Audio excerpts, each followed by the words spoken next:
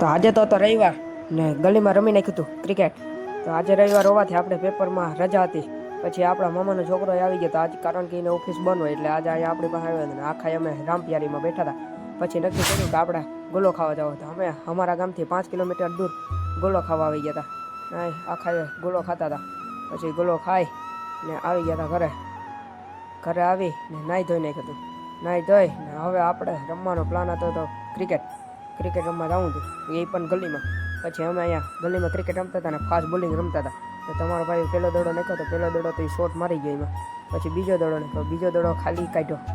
પછી નાખ્યો ત્રીજો દડો, તો ત્રીજા દડામાં જ કાંચ્યું તમે જોઈ રાખો. પછી ત્રીજો દડો નાખ્યો તો ત્રીજો દડો પણ ખાલી ગયો. પછી ચોથો દડો નાખ્યો તો ચોથો દડોમાં તો એને કરી નાખ્યો તો બોલ્ડ. પછી બીજાનો દા આપી દીધો ને બોલિંગ એ બીજાને આપી દીધી. પછી એ બોલિંગ નાખતો હતો ને એ આના દડા ખાલી કાઢતા હતા સામેવાળા. પછી બીજો દડો પાછો આની નાખ્યો.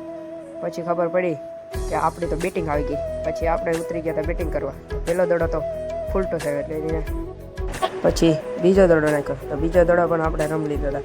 એમ કરતાં સાંજ પડી ગઈ. ક્રિકેટ રમી ને સાંજ પડી ને આવી ગયા હતા ખાઈ પીને બરોબર અહીંયા આખા બેઠા હતા ને ખબર પડી કે આપણે મામાની ઘરે જવાનું છે. કારણ કે ત્યાં આપણો ભાણિયો આવવાનો હતો સુરતથી. તો પછી અમે બે સાંજે નીકળી ગયા હતા મામાની ઘર તરફ ને ત્યાં આજે તો રોકાવાનું હતું.